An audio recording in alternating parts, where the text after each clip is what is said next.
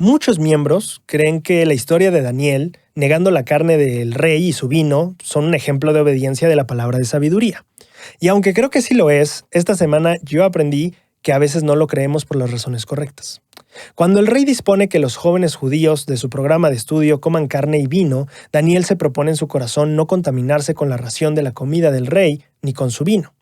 Daniel entonces pide un trato especial para comer legumbres en su lugar y hasta le promete a la persona encargada que al pasar el tiempo él mismo podrá comprobar el resultado. Con este contexto, es claro ver por qué como miembros de la iglesia relacionamos tanto este relato con la palabra de sabiduría. Daniel estaba evitando introducir ciertas sustancias a su cuerpo y confiaba plenamente no solo en que estaría bien, sino que estaría mejor. Esto es claramente muy paralelo a las bendiciones de la palabra de sabiduría de nuestros días. Pero Daniel no vivía la palabra de sabiduría como nosotros la vivimos. De hecho, Daniel tomaba vino, o al menos después de este relato lo hizo. Daniel 10:2 relata lo siguiente: En aquellos días yo, Daniel, estuve en duelo por el espacio de 3 semanas. No comí pan delicado, ni entró en mi boca carne ni vino, ni me ungí con ungüento hasta que se cumplieron las 3 semanas. En esta escritura se nos cuenta que en una ocasión Daniel no tomó vino hasta que se cumplieran las 3 semanas de su duelo, por lo que podemos asumir que fuera del periodo de duelo, Daniel no se abstuviera de estas sustancias que mencionó en el versículo. ¿Esto significa que el ejemplo de Daniel fue un fraude? No lo creo, ya que como la escritura que acabamos de leer nos cuenta un evento de muchos años después de Nabucodonosor, podemos interpretar que al inicio no tomaba vino, pero que tal vez al final se fue acoplando un poquito a los modos de Babilonia. De hecho, su ejemplo dado años atrás no sería una farsa, sería un ejemplo legítimo de integridad en este caso.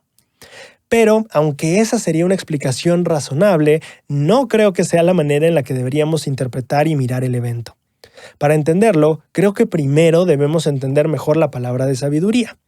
La palabra de sabiduría, de acuerdo a Doctrina y Convenios, no fue revelada como un mandamiento, sino como una palabra de sabiduría. La palabra de sabiduría nunca fue ni ha sido un mandamiento, sino un principio de conducta. Es como cuando las mujeres no podían ser testigos en los bautismos. No es que fuera un mandamiento, pero sí una práctica que se esperaba que observáramos diligentemente.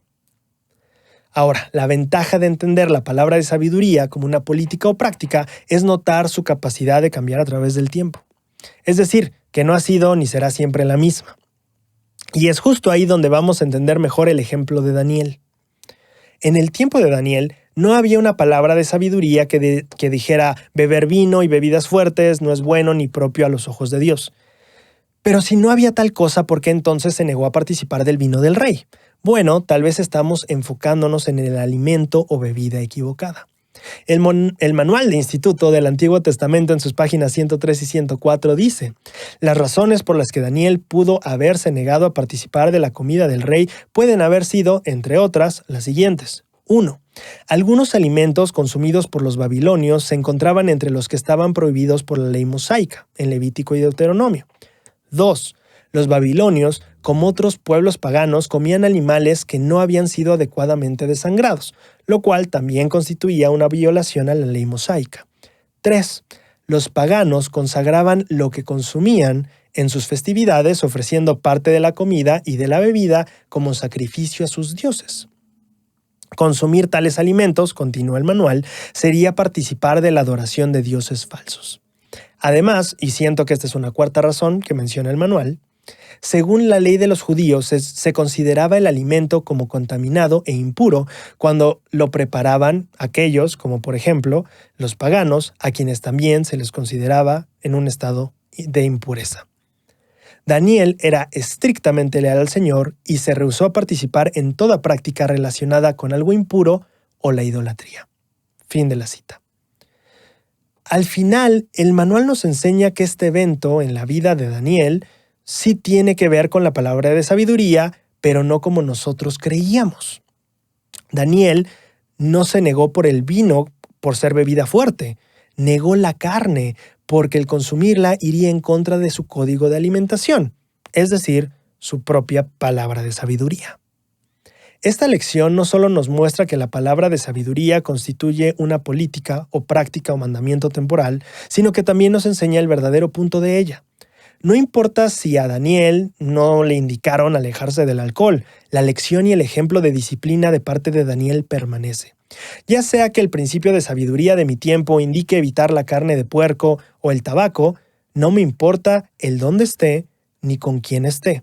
No me importa si es el mismo rey quien quiere que consuma esto, y mucho menos me importa si mis amigos lo hacen o quieren que yo participe en sus abundantes festines. Yo, como Daniel, puedo proponerme en mi corazón el no participar de esas cosas.